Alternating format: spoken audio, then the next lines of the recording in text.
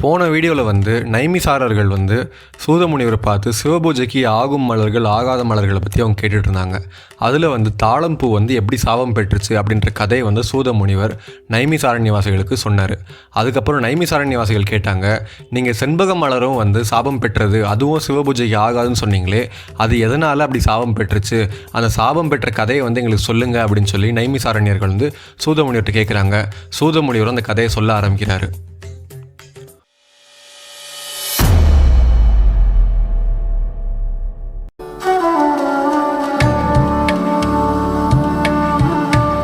முன்னொரு சமயம் பாரத தேசத்தில் தென் திசையில் இருக்கக்கூடிய கோகர்ணேஸ்வரராக எழுந்தருளக்கூடிய கோகர்ணம் அப்படின்ற ஊருக்கு நாரத முனிவர் சிவபெருமானை தரிசிக்கிறதுக்காக வராரு.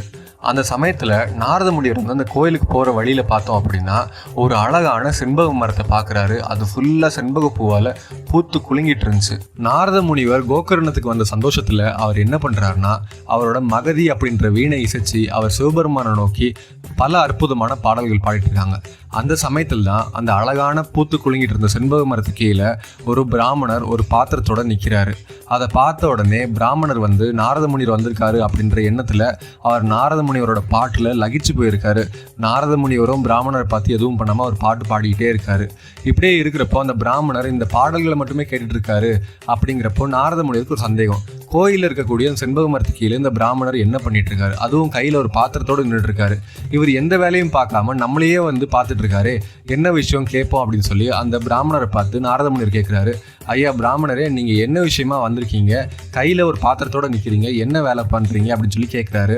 அதுக்கு அந்த பிராமணர் அவர் வந்த வேலையை மறந்துட்டு அவர் நாரத முனிவரை பார்த்து சொல்கிறாரு, நான் இங்கே பிச்சை எடுக்க வந்திருக்கேன், அதனால தான் இந்த பாத்திரத்தோடு நிற்கிறேன் அப்படின்னு சொல்லி அவர் சொல்கிறாரு. நாரத முனிவரும் சரி, பிராமணர் ஏதோ பிச்சை எடுக்க தான் வந்திருக்கார் போல அப்படின்னு சொல்லிட்டு அவர் கோகர்ணத்தை ஆலயத்துக்கு பக்கத்தில் இருக்கக்கூடிய ஒரு குளத்தில் போய் நீராடுறதுக்காக போகிறாரு. அவர் நீராடி முடிச்சுட்டு திரும்ப வரப்போ பார்க்குறோம், அந்த பிராமணர் வேக வேகமாக கோயிலில் இருந்து அவர் வேக வேகமாக போகிறாரு. அப்போ அவருக்கு ஒரு சந்தேகம் வருது, ஏன் இந்த பிராமணர் இவ்வளோ வேகமாக வெளியே வராரு அப்படின்னு சொல்லிட்டு நாரத முனிவர் அந்த பிராமணரை கூப்பிடுறாரு. கூப்பிட்டு, ஐயா பிராமணரே, நீங்கள் ஏன் இப்படி திருட்டுத்தனமாக ஓடுறீங்க, கோயிலுக்கு தானே வந்தீங்க, நீங்கள் ஏன் இப்படி ஓடுறீங்க, நீங்கள் பிச்சை எடுக்கிற வேலையெல்லாம் முடிஞ்சிருச்சா அப்படின்னு சொல்லி அவர் கேட்குறாரு. அதுக்கு அந்த பிராமணர் சொல்கிறாரு, எனக்கு நான் எவ்வளோ பிச்சை எடுக்கிறதுக்காக இங்கே முயற்சி பண்ணாலும் எனக்கு எந்த பிச்சையும் கிடைக்கல, அதனால தான் நான் போகிறேன்னு சொல்லி அவர் போய் சொல்கிறாரு.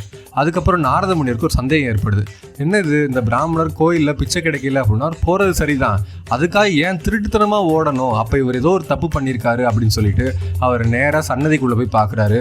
அங்கே கோகர்ண லிங்கத்துக்கு 101 செண்பக பூவால் பூஜிக்கப்பட்டிருக்கு. அப்படி 101 செண்பக பூவால் பூஜிக்கப்பட்டிருக்குன்னா யார் இங்கே போயிருப்பாங்க, இல்லை இந்த பிராமணர் திருட்டுத்தனமாக இந்த செண்பக பூவால் பூஜிக்கப்பட்டதுனால அவர் போகிறாரா, ஏதோ தப்பு பண்ணியிருக்காரு போல் எனக்கு சந்தேகமாக இருக்குன்னு சொல்லிட்டு அவர் நேராக வெளியே வராரு. வெளியே சுற்றி முற்றி பார்க்குறப்ப யாருமே இல்லை. உடனே அவர் அந்த செண்பக மரத்தை பார்த்து அந்த செண்பக மரத்தில் கேட்குறாரு, செண்பக மரமே, இந்த 101 செண்பக பூ நீ தான் கொடுத்தியா, அந்த பிராமணர் ஓங்கிட்டு இருந்தால் அந்த செண்பக மலரை எடுத்துகிட்டு போய் சிவபூஜை பண்ணாரா அப்படின்னு சொல்லி நாரத முனிவர் கேட்குறாரு. அதுக்கு அது அந்த செண்பக மரம் கொஞ்சம் அமைதியாக இருக்குது. அப்போ தான் அந்த செண்பக மரத்துக்கிட்ட அந்த பிராமணர் முன்ன ஒரு விஷயம் சொல்லியிருப்பார். என்ன அப்படின்னா, நான் உங்ககிட்ட இருந்து பூக்கள் பறித்த விஷயத்தையும் நீ எனக்கு பூக்கள் கொடுத்த விஷயத்தையும் நீ என்னை பார்த்த விஷயத்தையும் நீ யார்கிட்டையும் சொல்லக்கூடாது, அப்படி சொன்னேன் அப்படின்னா நான் உன்னை சபிச்சிருவேன் அப்படின்னு சொல்லி அவர் மிரட்டிட்டு போயிருப்பார். அதனால் செண்பக மரம் நாரதர்கிட்ட சொல்லும், யார், எந்த பிராமணர், நான் எந்த பூக்களையும் யாருக்கும் கொடுக்கலையே, நீ யார் என்னை கேள்வி கேட்டுட்டு இருக்க, நீ எதுக்கு என்னை கேள்வி கேட்டு என்னை தொந்தரவு பண்ணுற அப்படின்னு அலட்சியமாக அது பதில் சொல்லிச்சு. உடனே நாரத முனிவருக்கு பயங்கரமான கோபம் வருது. அந்த சமயத்தில் தான் திரும்ப ஆலயத்துக்கு பக்கம் பார்க்குறப்போ இன்னொரு அந்தனர் அவர் கையில் பூக்களோடு அவர் உள்ளே வராரு. அப்போ அந்த அந்தனரை நிறுத்தி அவர் கேட்குறாரு, இதுக்கு முன்னாடி இங்கே யார் சிவபூஜை பண்ணாங்க அப்படிங்கிறது உங்களுக்கு தெரியுமா, இங்கே 101 பூக்களால் சிவனுக்கு பூஜை பண்ணப்பட்டிருக்கு, அது எதனால் அப்படின்றது உங்களுக்கு தெரியுமா அப்படின்னு சொல்லி அவர் கேட்குறாரு. அப்போ அந்த பிராமணர் சொல்கிறாரு, இதுக்கு முன்னாடி வந்த ஒரு பிராமணர் தான் இந்த 101 செண்பக மலரால் பூஜை பண்ணிட்டு இருக்காரு, நான் இந்த செண்பக மலரை வச்சு எதுக்கு பூஜை பண்ணுறேன் அப்படின்னா, நான் சதாசிவ முக்தி அடையணும்னு பூஜை பண்ணுறேன், அந்த வேறு நோக்கத்துக்காக நான் எதுவுமே பூஜை பண்ணல, நான் முக்தி அடையணுன்ற ஒரே நோக்கத்துக்காக தான் நான் பூஜை பண்ணிகிட்டு இருக்கேன். அது மட்டும் இல்லாமல் இதுக்கு முன்னாடி அந்தனர் 101 செண்பக மலரால் அவர் சிவனுக்கு பூஜை பண்ணுறாரு. அவர் ராஜ அனுகிரகம் கிடைக்கணும் அப்படிங்கிறதுக்காக 101 செண்பக மலரால் சிவனுக்கு பூஜை பண்ணுறாரு. அந்த செண்பக பூவோட மகத்துவத்தால் தான் அவருக்கு ராஜ அனுகிரகமும் கிடைச்சிருக்கு. இந்த அரசன் எப்போவுமே இந்த அந்தனர் சொல்கிறது மட்டும்தான் கேட்பார். அவர் யாருக்கு தானம் கொடுக்கணும்னு சொல்கிறாரோ அவருக்கு தான் தானம் தானம் கொடுப்பாரு. அது மாதிரி அரசனையே தன் கைக்குள்ள வச்சிருந்தாரு. எல்லாமே இந்த செண்பக மலரால கிடைச்ச பலன் தான் அப்படின்னு சொல்றாரு. அது மட்டும் இல்லாம அந்த அந்தனர் நல்ல குணமுடையவனா இருந்தாலும் பரவாயில்ல, அவர் தானங்கள் கொடுக்குறான்னு சொல்லிட்டு அவர் எல்லாரையும் கொடுமை பண்ணிட்டு இருக்காரு. சக வேதியர்களையும் சக முனிவர்களையும் எல்லாருமே அவர் ரொம்ப கஷ்டப்படுத்திட்டு இருக்காரு அப்படின்னு சொல்லி அந்த பிராமணர் சொல்றாரு. இப்படி உண்மையை சொன்ன பிராமணர் நாரதருக்கு ரொம்ப பிடிச்சி போகுது. அது மட்டும் இல்லாம அந்த பிராமணர் ரொம்ப வாழ்த்துறாரு.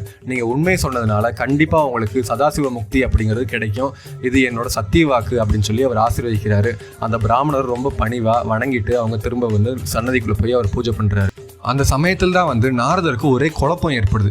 என்ன இது, நல்லவங்களுக்கு தானே இறைவன் அனுகிரகம் பண்ணணும், இப்படி தீய குணம் உள்ளவங்களுக்கும் இறைவன் அனுகிரகம் பண்ணணுமா, எதனால அப்படின்ற ஒரு சந்தேகத்தோட அவர் நேராக கோகர்ணலிங்கேஸ்வரரை போய் பார்க்குறாரு. பார்த்துட்டு அவர் மனசுல ரொம்ப கவலையோட அவர் அந்த சிவபெருமானை பார்த்து அவர் வேண்டுறாரு.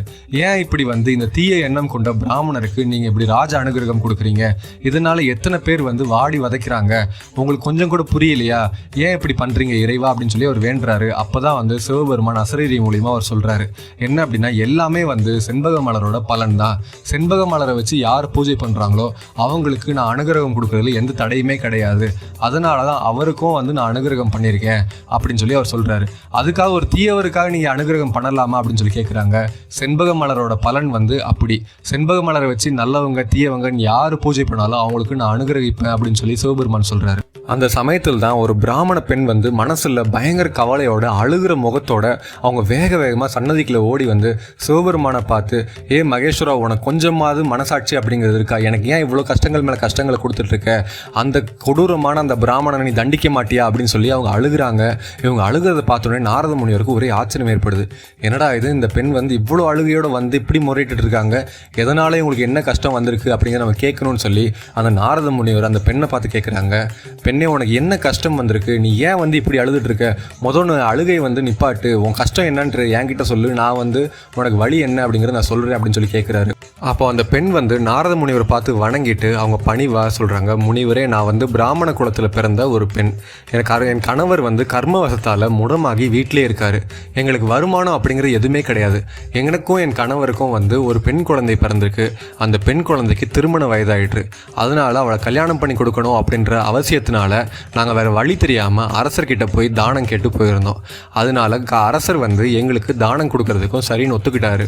இப்படி அரசர் கொடுத்த தானத்தில் பாதி வேணும் அப்படின்னு சொல்லிட்டு வலுக்கட்டாயமாக எங்கள் வீட்டில் புகுந்து அந்த தானத்தில் இருந்த பொண்ணும் பொருளும் செல்வங்கள் எல்லாத்தையுமே அந்த கொடூரமான அந்த துஷ்ட பிராமணன் எல்லாத்தையுமே கொள்ளையடிச்சிட்டு போயிட்டான்.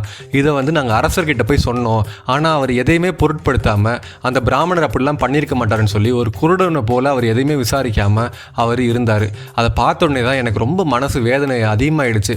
என்னடா இது, நமக்கு நீதி நேர்மை கிடைக்கும் அப்படின்னு சொல்லிட்டு நம்ம அரசன் கிட்ட போனால் அரசனும் ஒரு குருடனை போல இருந்துட்டு எதையுமே கண்டுக்காமல் இருக்காரு. அப்படி இருக்கிறப்ப என்ன பண்ணுறதுன்னு யோசிக்கிறப்ப தான் எனக்கு தெரிய வந்துச்சு, அந்த பிராமணன் தினம் இங்கே சிவபூஜை பண்ணுறாங்கன்னு. அப்போ அட்லீஸ்ட் அந்த சிவனாவது அந்த பிராமணரை தண்டிப்பாரா அப்படின்ற ஒரு மன விரக்தியிலையோ மன வேதனையில தான் நான் இங்கே சிவபெருமான் கிட்டே அந்த துக்கத்தை எல்லாத்தையுமே சொல்லிட்டு இருக்கேன் அப்படின்னு சொல்லி சொல்கிறாரு. இது கேட்ட உடனே நாரத முனிவர் அந்த பெண்ணை பார்த்து கேட்குறாங்க, அப்படி அவன் கொள்ளையடிச்சிட்டு போகிற அளவுக்கு உங்களுக்கு என்ன தானம் அரசர் கொடுத்தாரு அப்படின்னு சொல்லி அவர் கேட்குறாங்க. அப்போ அந்த பெண் அழுதுகிட்டே அவங்க ஒரு மெல்லிய குரலில் சொல்கிறாங்க, முதல்ல அரசர்கிட்ட தானம் வாங்குறதே பெரிய பாவம் நாங்கள் நினைக்கிறோம், அப்படி இருந்தோம் நாங்கள் அரசர்கிட்ட ஏன் தானம் வாங்கணும் அப்படின்னா எங்களோட இயலாமை தான், அதனால நாங்கள் போய் எங்களோட கஷ்டத்தை அரசர்கிட்ட சொன்னதுனால அவர் எங்களுக்கு நிறையா பொண்ணும் பொருளும் கொடுத்தாரு, கூடவே உபகோமகி அப்படின்ற ஒரு பசுமாட்டையும் கொடுத்தாரு. இது எல்லாமே அரசர் அந்த பிராமணர்கிட்ட கொடுத்து எங்கிட்ட கொடுக்க சொல்லி சொன்னார். அவரும் அதெல்லாம் கொடுக்குற மாதிரி கொடுத்தாரு. கொடுத்த உடனே அவர் எங்கள் வீட்டுக்குள்ளே நின்றுட்டு, இந்த தானத்தில் எனக்கு பாதி கொடுத்து ஆகணும், அப்போ தான் நான் இங்கேருந்து போவேன், இல்லைன்னா நான் மொத்தமாக கொள்ளடிச்சிட்டு போயிடுவேன் அப்படின்னு சொல்லி அவர் சொல்கிறாரு.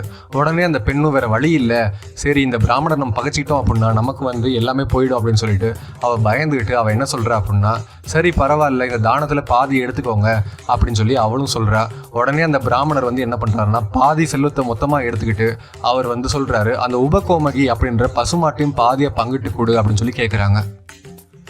இதை கேட்ட உடனே அந்த பெண் வந்து அதிர்ந்து போறா. என்னடா இது, பொண்ணும் பொருளுமா இருந்தா பரவாயில்ல, பாதியா கொடுக்கலாம், இப்படி பசுமாட்டை பாதியா பங்கிட்டு கேட்கறானே, இது எந்த வகையில் நியாயம், இது எவ்வளவு பெரிய பாவம் அப்படின்னு சொல்லி அவங்க வந்து மனசு வருது அந்த பிராமணரை பார்த்து சொல்றாங்க, ஐயா பொண்ணும் பொருளா இருந்தா எல்லாத்தையுமே வந்து பாதியா பங்கிட்டு கொடுத்துடலாம், ஆனா பசுமாட்டை எப்படிங்க பாதியா பங்கிட்டு கொடுக்க முடியும், பசுமாட்டை விலை பேசுறதே பாவம், அது மட்டும் இல்லாம அதை விலை மதிப்பாக்கி அதுல பாதி அவங்களுக்கு கொடுத்தோம் அப்படின்னா அதை விட பெரிய பாவம் எங்களுக்கு எதுவுமே இல்லை.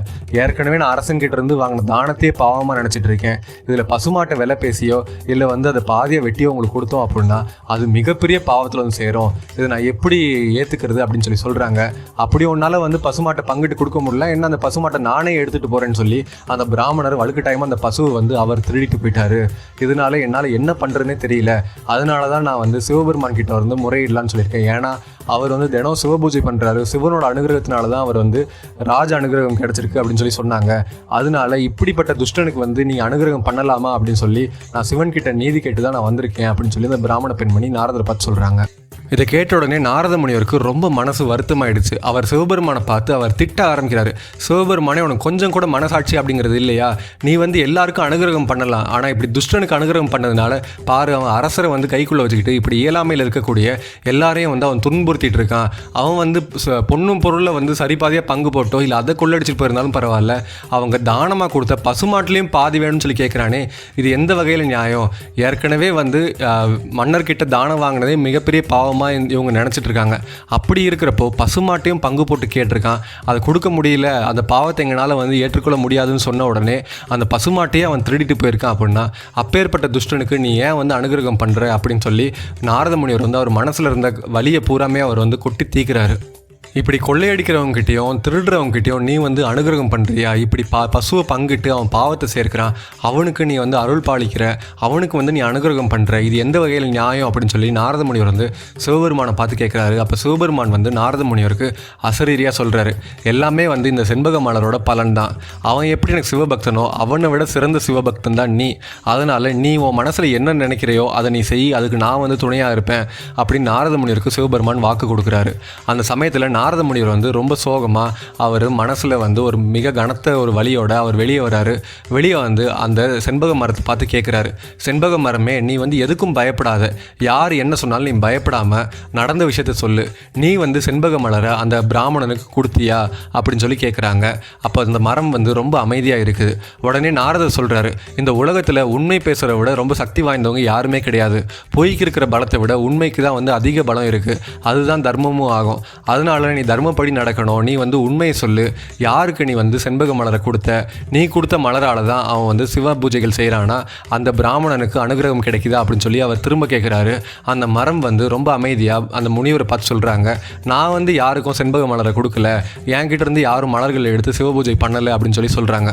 உடனே நாரத முனிவருக்கு பயங்கர கோபம் ஏற்படுது. அவர் ஞான திருஷ்டியால் பார்க்குறாரு, தினம் அந்த பிராமணன் வந்து இந்த செண்பக மரத்தில் தான் அவர் செண்பக மலரை பறிச்சுக்கிட்டு போய் அவர் சிவபூஜை பண்ணுறாங்கன்னு தெரிய வருது. இது தெரிஞ்ச உடனே நாரத முனிவர் கோபம் அதிகமாகி அந்த செண்பக மரத்தை பார்த்து அவர் வந்து சாபமும் கொடுக்குறாரு. நீ வந்து உண்மையை பேசாமல் இந்த பூமியில் நீ வந்து எல்லாருக்கும் மலர்களை கொடுத்து அவங்கள சிவபூஜையில் சிறந்து ஓங்க வைக்கிற, அப்படி இருக்கிற நீயே வந்து தர்மத்தின் பக்கம் நிற்காம பொய் பேசி உண்மைக்கு புறம்பாக இருந்துட்ட. உண்மைக்கு தான் வந்து என்றைக்குமே சக்தி அதிகம், உண்மை தான் வந்து கடவுளின் சொரூபம். அப்படி இருக்கிறப்போ நீ கண்டிப்பாக வந்து சிவபூஜைக்கு தகுதியான மலராக இருக்க மாட்டேன். ஏன்னா உண்மையின் சொரூபமாக இருக்கக்கூடிய அந்த சிவபெருமான இப்படி பொய்யின் சொரூபமாக இருக்க நீ வந்து அனுகிரகம் கிடைக்கிறதுக்கு பலன்ஸ் கொடுக்குற விதமாக இருக்கக்கூடாது அப்படின்னு சொல்லி நாரத முனிவர் வந்து அந்த செண்பக மரத்தை பயங்கரமாக சபிக்கிறாரு. இந்த சமயத்தில் வந்து அந்த துஷ்ட பிராமணன் என்ன நடக்குது அப்படிங்கிறது பார்க்கறதுக்கு அந்த கோயிலுக்கு வரான். அப்போது அந்த நாரத முனிவர் வந்து அந்த துஷ்ட பிராமணனை பார்க்குறாங்க. பார்த்த உடனே நாரத முனிவருக்கு இன்னும் கோவம் அதிகமானே, பிராமணரே, நீ தான் வந்து இந்த செண்பக மலரை வச்சு பூஜை பண்ண அப்படிங்கிற விஷயம் எனக்கு தெரியும், அது மட்டும் இல்லாமல் நீ வந்து அரசனை கைக்குள்ளே வச்சுக்கிட்டு அவர் கொடுக்குற தானத்தை எல்லாமே நீ கொள்ளையடிச்சிட்டு இருக்கங்கிறது எனக்கு தெரியும். எப்போவுமே வந்து ஒரு அரசன் வந்து ஒரு கோதானம் பண்ணுறாரு அப்படின்னா அவர் சந்ததியில் இருக்கக்கூடிய பாவங்கள் எல்லாமே நிவர்த்தி ஆகணும்னு சொல்லி தான் அவர் கோதானம் பண்ணுறாரு. அப்படிப்பட்ட கோதானத்தையே வந்து நீ பங்கு போட்டு கேட்குற அப்படின்னா உன்னை விட சிறந்த பாவி யாருமே கிடையாது. இப்படி பிராமணனாக பிறந்துட்டு ஒரு ராட்சசன் மாதிரி நீ நடந்துக்கிற அப்படின்றதுனால நான் உனக்கு வந்து சாபம் கொடுக்குறேன், நீ வந்து அடுத்த பிறவியில் ராட்சசனாக பிறந்து எல்லாருக்கும் கஷ்டப்படுவ அப்படின்னு சொல்லி அவர் வந்து சாபம் கொடுக்குறாரு. இதை கேட்ட உடனே அந்த பிராமணன் வந்து பயந்து போகிறான். என்னடா இது, நாரத முனிவர் நமக்கு சபிச்சுட்டாரே, நமக்கு வந்து நிவர்த்தியே கிடையாது அப்படின்னு சொல்லிட்டு நாரத முனிவரோட காலை பிடிச்சி அந்த பிராமணன் வந்து கெஞ்சிறான். ஐயா நாரத முனிவரே, நான் பண்ணது தப்பு தான், என்னை மன்னிச்சிருங்க, இதுக்கப்புறம் நான் இது மாதிரியான தவறான காரியங்கள் நான் பண்ண மாட்டேன், நான் உங்ககிட்ட பொய் சொன்னதும் தப்பு தான், எல்லாருக்கிட்டையும் நான் கொள்ளையடிச்சதும் தப்பு தான், நான் இனிமேல் பண்ண மாட்டேன், என்னை மன்னிச்சிருங்க அப்படின்னு சொல்கிறப்போ நாரத முனிவர் சொல்கிறாரு, சிவனோட அனுகிரகத்தால் நான் கொடுத்த சாபம் வந்து கண்டிப்பாக நடந்தே தீரும், அது வந்து மாற்று கருத்தே கிடையாது. அதனால் நீ அடுத்த ஜென்மத்தில் வந்து நீ விராதன் அப்படின்ற ஒரு அரக்கனா பிறப்ப, அது மட்டும் இல்லாமல் அது விராதனா பிறந்து நீ எல்லாருக்கும் துன்பங்களை கொடுத்துட்ருப்ப, இந்த சாபத்தோட நிவர்த்தியை பற்றி நான் சொல்கிறேன் கேள் அப்படின்னு சொல்கிறாங்க. அப்போ வந்து நாரத முனிவர் என்ன சொல்கிறாருன்னா, ஸ்ரீராமர் வந்து அப்போ பிறப்பார், ஸ்ரீராமரோட அனுகிரகத்தால் நீ வந்து மோட்சம் அடைவ, அதனால் விராதன் அப்படின்ற ராட்சசனாக இருந்து நீ மோட்சம் அடைஞ்சி ஸ்ரீராமனோட அருளால் நீ இறைநிலை அடைவ அப்படின்னு சொல்லி அவர் ஆசீர்வாதங்களும் பண்ணுறாரு. இப்படி சாபத்தை பெற்று சாப நிவர்த்தி அடைஞ்ச அந்த துஷ்ட பிராமணன் வந்து அவன் செஞ்ச தப்பை உணர்ந்து அவன் அதுக்கப்புறம் நல்லவனாக வாழ்ந்துட்டு இருந்தான். இப்படி தன் வாழ்க்கையில் செஞ்ச பல தீய செயல்களால் சாபம் பெற்ற இந்த துஷ்ட பிராமணன் தான் அடுத்த பிறவியில் அந்த சாபத்துக்கு இணங்க விராதன் அப்படின்ற ராட்சசனாக பிறந்தான். இந்த விராதன் யார் அப்படின்னா, நம்ம ஏற்கனவே பார்த்த பீமாசுரன் கதையில் கற்கடிக்கு வந்து முதல் கணவனாக வந்த அந்த விராதன் தான் இந்த விராதன். ஸ்ரீராமரால் அவர் வந்து அங்கே கொல்லப்பட்டார். இப்படி கெட்டவர்களுக்கும் அனுகிரகம் பண்ணிகிட்டு இருந்த அந்த செண்பக மலர் வந்து பொய் சொன்னதுனால அது நாரத முனிவரோட சாபத்தினாலையும் அது வந்து சிவபூஜைக்கு தகாத மலராக மாறுச்சு. அதனால தான் சிவபூஜைக்கு செண்பக மலரை பயன்படுத்த மாட்டாங்க அப்படின்னு சூத முனிவர் வந்து நைமிசாரண்யர்களுக்கு உபதேசம் பண்ணிகிட்டு இருந்தார். இந்த மாதிரி சுவாரஸ்யமான கதைகளை நீங்கள் புத்தகம் மூலிமா படிக்கணும் அப்படின்னா அதுக்கான புக்கோட லிங்க் வந்து டிஸ்கிரிப்ஷனில் இருக்குது, நீங்கள் வாங்கி படிக்கலாம். இந்த மாதிரி சுவாரஸ்யமான புராண கதைகளுக்கு நம்ம ஏல் சேனலை சப்ஸ்கிரைப் பண்ணுங்கள். இந்த வீடியோ பிடிச்சிருந்துச்சுன்னா ஒரு லைக்கை போடுங்க. உங்கள் கருத்துக்கள் என்ன அப்படிங்கிற கமெண்ட் செக்ஷனில் லீவ் பண்ணுங்கள். அப்படியே மறக்காமல் இந்த வீடியோ உங்கள் ஃப்ரெண்ட்ஸ் அண்ட் ஃபேமிலிக்கு ஷேர் பண்ணுங்கள்.